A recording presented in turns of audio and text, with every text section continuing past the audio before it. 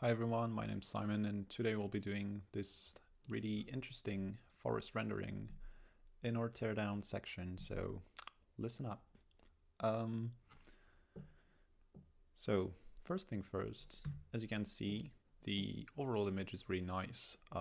We have, well, the overall quality is really quite interesting, and especially considering the fact that doing this sort of rendering in like forest and stuff, well, basically dealing with vegetation is amongst the hardest thing in architectural visualization. So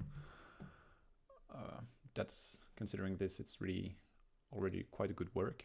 There are still a couple of things that I think could be improved. So the first one is, I think, gonna be regarding composition. So I quite like the idea of a large framing, which enables you to sort of have your project sort of sitting in a large context where you can sort of get quite a bit of details and set the atmosphere properly. The only thing I think is a little bit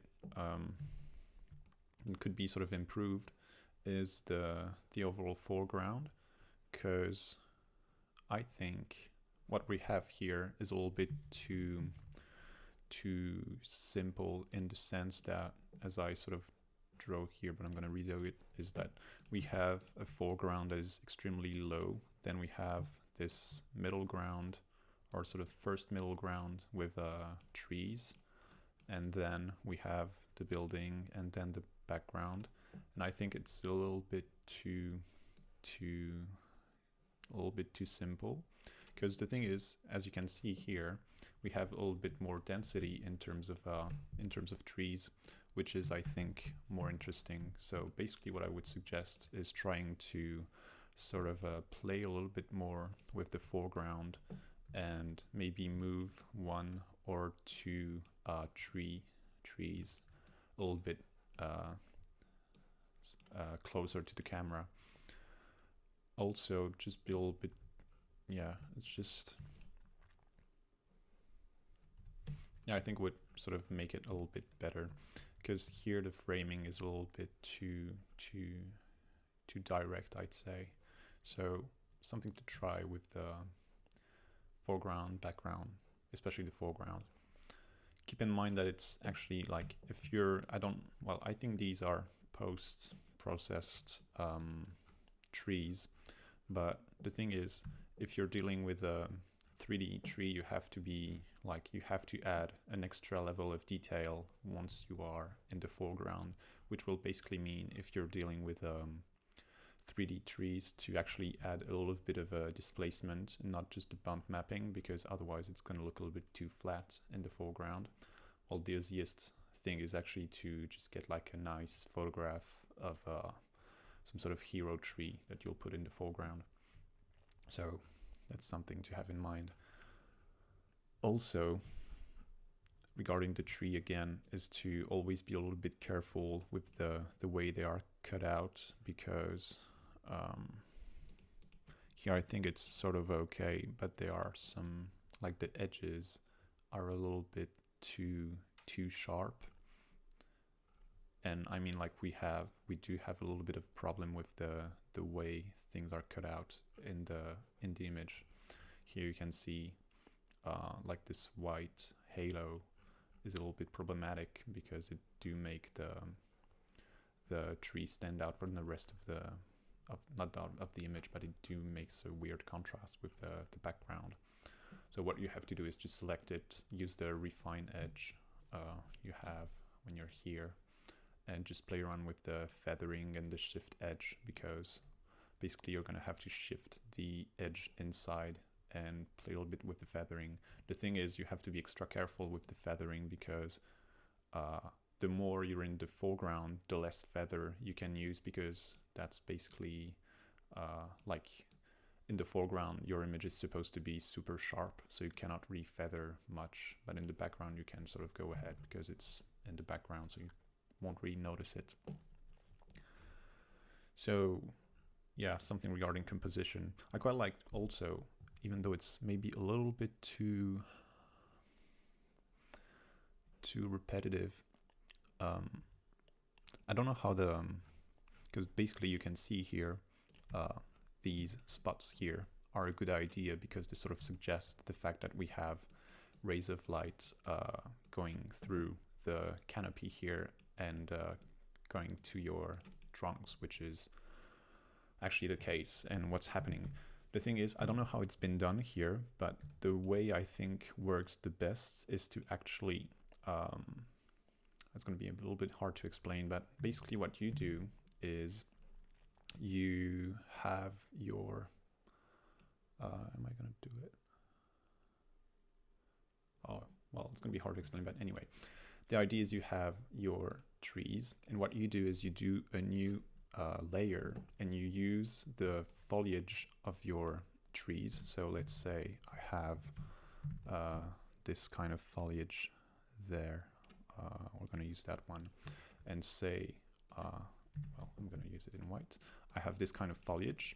And what you can do is you just clip this guy on your trees and you set it as a shadow. So maybe you just use a color overlay of like a little bit bluish thing, whatever, so you get the idea. And then you just clip it on your trees. That way you get some sort of a normal, like real foliage on the trees. Obviously you're going to have to blur it a little because there's kind of distance between the actual foliage and the cast shadow, but you get the idea. So basically if I wanted to do it properly, it would be something like I'd set it to black, do something like that, and then just do it this way.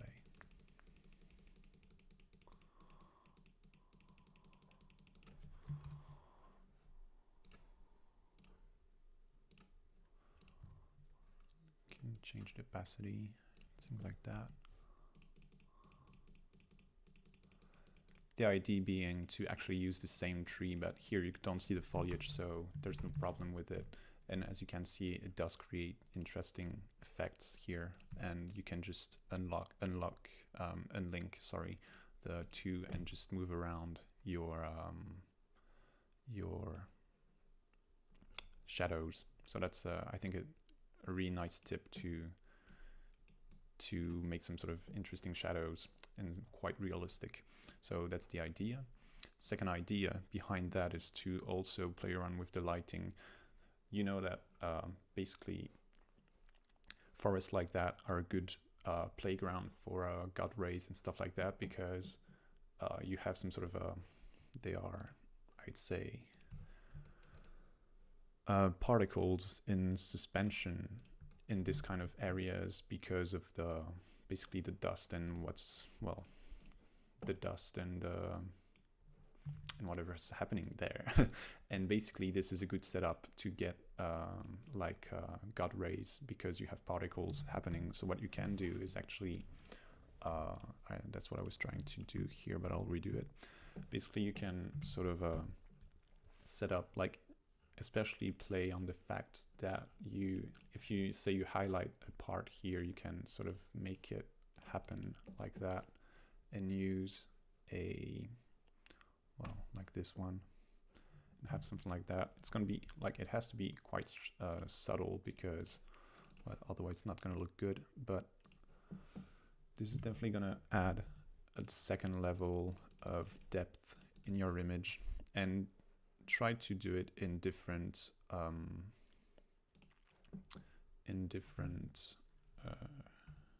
distance, like you want it also to happen a little bit here. I think it was already done, but maybe not enough. You can also use punctually things that are a little bit more like stronger lights. So this is like the idea here. Also, one thing that was a little bit bothering is the fact that the overall, if you put it in black and white, you can see the contrast is not really there. So I've sort of added a little bit of contrast here. I think it's actually a little bit too strong, but the idea here is to at least get a bit of more of contrast here. You can make it disappear a little in the background because you don't want to get contrast on your background trees because it's not supposed to happen there. You can actually sort of duplicate this one, invert that, and make the opposite here and sort of do this because you want it to be like to feel that this is a little bit further, especially since you also have to keep in mind that since this area here, like of the house, doesn't have much trees, so there's more direct lighting on these trees here, which means they're going to get direct light, which means they should be a little bit brighter. So this is a little bit more accurate in terms of lighting, although I'll still lower the opacity a little bit because that's too much. I still have a little bit of trouble. I actually not really sure what's wrong, but still I think these guys here are a little bit, I don't know what's the problem, but they do look as if they've been scaled just on the z-axis, something like that, but they look a little bit distorted. So this might either come from the actual model, or maybe we actually have quite a high, focal length, which distort the house, but it's not really noticeable, but it does distort the vegetation, and here you can see it a little bit more. Something else that I adjusted a little bit, but I think it's really tiny details, but it's just the hue of the ground here. You can see the difference is, I'm not sure, it's really just a matter of like, I think the green here, like the original green, was a little bit weird, so it's just a tiny change. One thing though, still considering the fact that you're working in the foreground, is the soil here is a little bit too much low resolution, so you have to be careful with that. So you can either do it in post-production and insert like a proper soil texture, or add a little bit of at least bump and a bit of displacement as well. I think that's the thing. The other problem I have with this foreground is the light, because it does look a little bit weird. So what you can do, like basically what I did on this guy here with the overlay and the clipped mask of shadow, is to actually do it everywhere basically, because here it does have some weird lighting. And also the other problem is that there's no shadows, like the cast shadow are not there, which is a little bit problematic. Basically, like if I had to sum it up quite simply, it's just the closer you get from the camera, the more attention you have to pay to tiny details. So basically all the edges have to be nice and sharp, all the textures have to be a little bit, at least not high definition, but at least to have a consistency in terms of qualities, because here you can obviously see there's a problem, and all things like that have to be considered.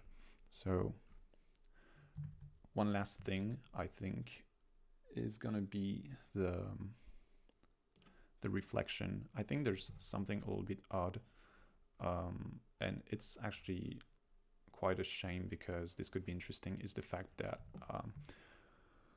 we can see the mullions and stuff of the window frame, but we can't see any reflection. So this is something you have to be a little bit careful of. Obviously, if most of it is post-processed, you'll have to invent the reflection, but it's quite easy, because basically you can imagine that your background here is sort of the same behind you. So you could actually take this and you can actually just take your whole post-processing thing, get rid of the projects, and just like copy the whole thing into one single layer and use it as a reflection layer and clip it in your windows. So that would be quite like, basically what I'm talking about is doing something like this and get rid of this guy and this guy and this guy and this guy, do something like that, and then we'll just clip this to this way and this way.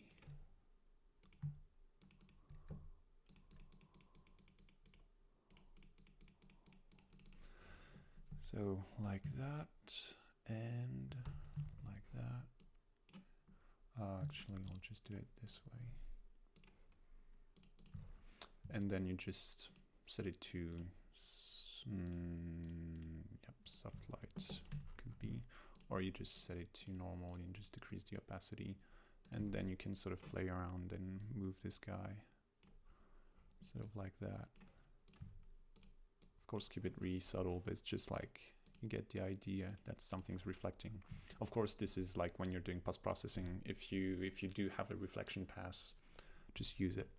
Here you can see, of course, that you have to be careful with this sort of thing, because obviously this part here is going to reflect first in here, so you have to redo some sort of framing, but anyway, you get the idea. So I guess that's pretty much it. So I'll stop here. It's been a little bit more than 10 minutes. So hopefully you've learned some interesting tips. Oh, and I forgot about these guys. I don't really know what to say. Well, the only thing, like, it's interesting to play with some sort of wildlife. It's actually, it makes more sense than playing with like a lot of people, but still you have to be careful as to how they are integrated, because here you can see in terms of lighting they are way too bright, and in terms of saturation they're sort of okay, but I think it's just like a problem of lighting, because even though they don't catch the eye, that's because they're too small, but once you look at them you're like, nah, they don't really fit in.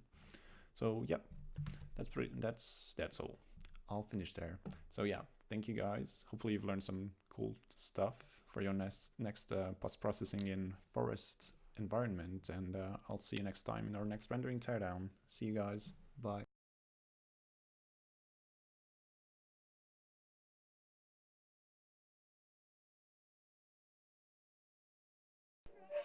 Tonight,